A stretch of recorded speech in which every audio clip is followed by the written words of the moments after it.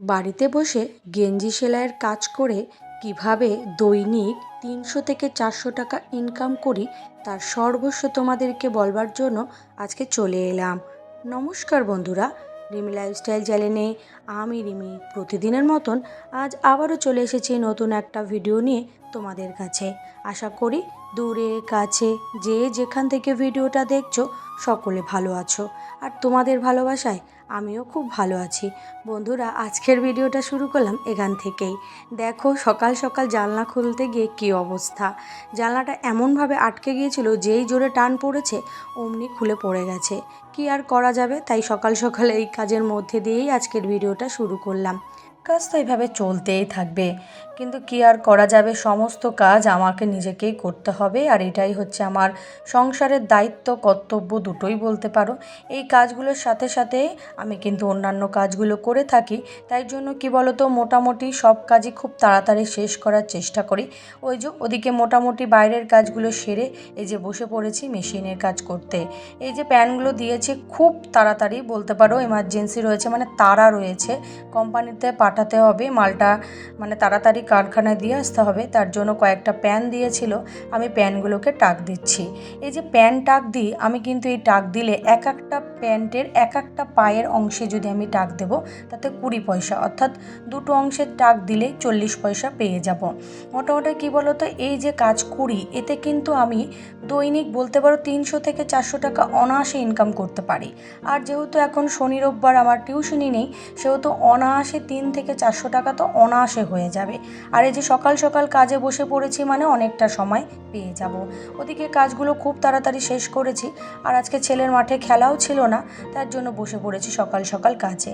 আর মোট কথা কী বলো তো, সংসারে যেমন কাজ থাকে আমার হাতে সেগুলো আমি খুব তাড়াতাড়ি করে ফেলি, যাতে একটু মেশিনে বসতে পারি। মেশিনে বসলেই কিন্তু মোটামুটি একটা আর্নিং এসে যায় প্রতিদিন।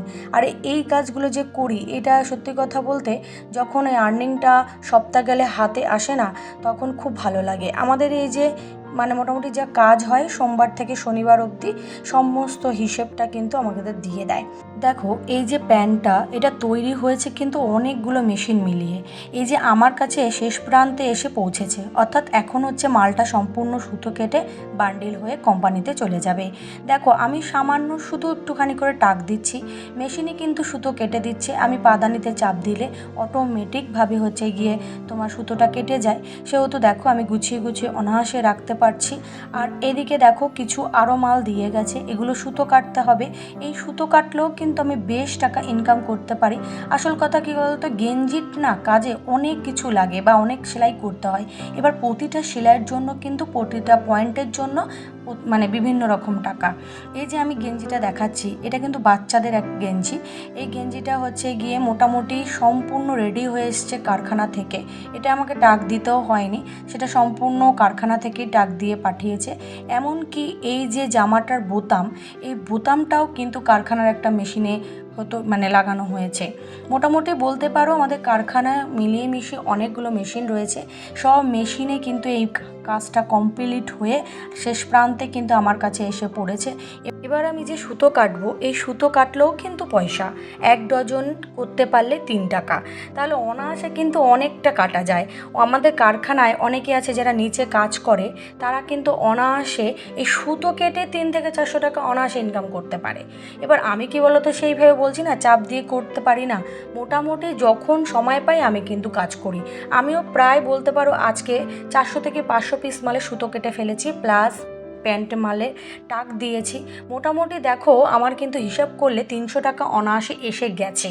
এবার সারা দিন বাকি রয়েছে, বিকালটাও বাকি রয়েছে, যেহেতু বিকালেও আজকে টিউশনি পড়ানোরই, সেই সময় আমি অনেক মালে সুতো কাটবো। আর মেশিনে যদি কাজ করি তাহলে তো বলা যায় 300 থেকে 400 টাকা হয়ে যাবেই। শুধু কারখানা কাজ করলে তো হবে না, এদিকে মেঘ করেছে, তাই তাড়াতাড়ি চলে গেছি ছাদে কাঠ তুলতে। কাঠ তোলার সঙ্গে সঙ্গে কিছু বাসনও ছিল, সেগুলোকে একেবারে তুলে রেখে এসেছি, যাতে করে আর ছাদে যেতে না হয়। আগের দিন কি হয়েছে, এদিকে ঘরের মেশিনে কাজ করছিলাম, আর বৃষ্টিতে ভিজে আমার প্রায় অনেকগুলো জিরে ভিজে গেছে। তাই আজকে বৃষ্টি আসার আগেই আমি চলে গেছি ছাদে, সম্পূর্ণ যা যা মেলা আছে সমস্ত কিছু তুলে রেখে যা কাজ হয়েছে নিয়ে কারখানায় পৌঁছে দিয়ে আসবো। ওই সাদা মালগুলো যাবে, তাই বস্তা করে নিয়ে রওনা করলাম কারখানার দিকে। কারখানাটা আমাদের বাড়ি থেকে বেশি দূরে না। অনেকেই কমেন্ট করেছো আগের দিনের একটা ভিডিওতে, দিদিভাই কারখানাটা কোথায় কোথায় তোমাদের বাড়ি। আমাদের বাড়ি হচ্ছে পশ্চিমবঙ্গের উত্তর 24 পরগনা জেলায়, আর এই কারখানাটা আমাদের বাড়ি থেকে একটুখানি দূরে, আর স্টেশন থেকে অনেকটাই দূরে। যেহেতু এটা আমাদের বাড়ির বা পাড়ার কারখানা বলে রয়েছে, তার জন্য বাড়ি থেকেই কাছাকাছি বলে এখান থেকেই সহজে মাল নিয়ে করতে পারি। আর যেহেতু করি, এখান থেকে কাজ করি বলে দেখো কিছু টাকা হলেও ইনকাম করতে পারি। আমি একজন গৃহিণী, দূরে কোথাও কাজ করতে যাওয়ার মতন ক্ষমতা বা সামর্থ্য আমার কোনোটাই নেই। কারণ দেখো আমার ছেলে মেয়ে দুটোই ছোট, তাদেরকে দেখাশোনা করা, আর কি বলো তো, দেখাশোনা করা, তাদেরকে পড়াশোনা করা, তার সঙ্গে অনেক কাজকর্ম রয়েছে সংসারে, এই সমস্ত করে না দূরে গিয়ে অন্তত কাজ করা সম্ভব হয় না। সেহেতু হচ্ছে গিয়ে এই কাজ থেকে কাছে পিঠে কাছে কারখানা থেকেই আমি মাল এনে করতে পারি। আর যা কাজ করি সেটা সম্পূর্ণ হিসেব অনুযায়ী আমাদেরকে টাকা পেড করে দেওয়া হয়। এতে কি বলো তো, আমাদের মোটামুটি যা আর্নিং হয়ে যায় বাড়িতে বসে, তাতে কিন্তু বেশ সঞ্চয় হয়ে যায়। আমি যাও হোক প্রতিদিন হচ্ছে 3 থেকে 400 টাকা ইনকাম করি, অনেকে আছে এর থেকে বেশি করে। এই যে সামনের ঘরটা কারখানার দেখালাম, এটাতে হয়তো মেয়ে ছেলে একজন, কিন্তু ভিতরে আরও মেয়ে ছেলেরা কাজ করে। এবার কি বলো তো, একটা কারখানার মধ্যে ফোন নিয়ে ভিডিও করাটা ঠিক বলে মনে হয় না, অনেকে হাসে, এই জিনিসটা আমার বেশ একটা ভালো লাগে না। ওর জন্যই বাইরে থেকে 2-1টা সিন তুলেছি, সেটাই তোমাদের সাথে শেয়ার করেছি। আর ভিতরে কিন্তু মেয়ে ছেলেরা কাজ করে। আর এদিকে দেখো বাড়ি চলে এসেছি, বৃষ্টিটা তেমনও এসে পারিনি, তার জন্য হচ্ছে গিয়ে এই যে সুপুরি গাছের পাতাগুলোকে নিয়ে যাচ্ছি। বদ্দি বলছে এগুলোকে কাটবে। আর এদিকে ওই পাতা নিতে নিতে দেখছি যে তেঁতুল গাছে কত ফুল হয়েছে। আর কি বলো তো, এত ভালো লাগে না এদের, কি বলো তো, হচ্ছে গিয়ে মোটামুটি হচ্ছে ফুল ফুটেছে মানে এগুলো তেঁতুল আসবে। আর এই তেঁতুল গাছে যে এরকম ফুল হয় আমি আগে কখনো দেখিনি। সবসময় গাছে যখন তাকিয়েছি গাছ ফাঁকা, আর নয় দেখেছি যখন হচ্ছে গিয়ে তোমার তেঁতুল হয়েছে। এদিকে মোটামুটি কাজ শেষ করে এদিকে রান্না চলে এসেছি। এই যে আজকে একটু ডাল করব। আসলে কি বলো তো, সকালবেলা থেকেই আমি আজকে কাজ করে যাচ্ছি, যেহেতু মালটার খুব তাড়াতাড়ি, আমি মাল বলি ওটা হচ্ছে গেঞ্জির খুব তাড়াতাড়ি কোম্পানিতে যাবে। আর যখন কাজের খুব তাড়া থাকে তখন মোটামুটি রান্না খাওয়াটা একটু লেট হয়ে যায়। রান্না বসাতে বসাতে আজকে প্রায় 1টা বেজে গেছে, যেহেতু ওই দিকেও ছাদের কিছু কাজ করেছি। আর এদিকে ঘরে তো দেখলেই মেশিনের কাজ করলাম, তার সাথে সুতোও কাটলাম। আসলে টাকা ইনকাম করতে গেলে একটু তো পরিশ্রম করতে হবে। আর ইনকাম যখন করছো তখন দেখবে যখন মাস গেলে তোমার হাতে একটা মোটা অঙ্কের টাকা পৌঁছে যাচ্ছে বা সঞ্চয় হচ্ছে, তখন দেখবে বেশ ভালো লাগবে। এবার কি বলতো, সংসারের কাজকর্ম তো করতেই হবে, একজন গৃহিণী আমি, সংসারের দায় দায়িত্ব সমস্ত কিছু তো পালন করে করতেই হবে। সেটা যখন করছি এবং তার সাথেও চেষ্টা করছি একটু টাকা সঞ্চয় করা। আর সঞ্চয়টা তো সত্যি কথা বলতে আমার ছোটোবেলা থেকেই আমার মধ্যে ছিল। আমি এটা অনেক ভিডিওতে তোমাদেরকে বলেছি।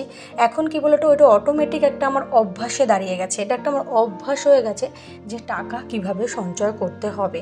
প্রতিনিয়ত আমি কিন্তু সঞ্চয় করি। এবার ভেবে ভেবে বসে বসে আমি কিন্তু সঞ্চয় করি না, আমি কিন্তু পরিশ্রম করি এবং তার সাথে ইনকামও করি।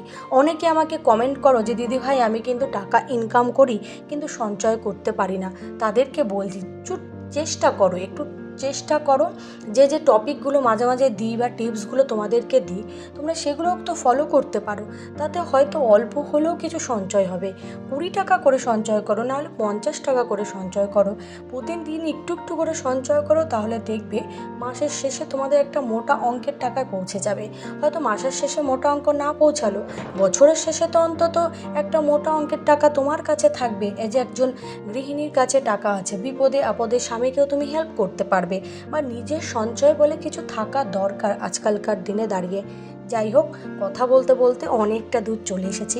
আজকের এই ভিডিওটা যদি কোনো নতুন বন্ধু দেখে থাকো, ভিডিওর কোনো কথা কোনো অংশ যদি তোমাদের ভালো লাগে, তাহলে অবশ্যই কিন্তু সাবস্ক্রাইব করে পাশে থাকবে।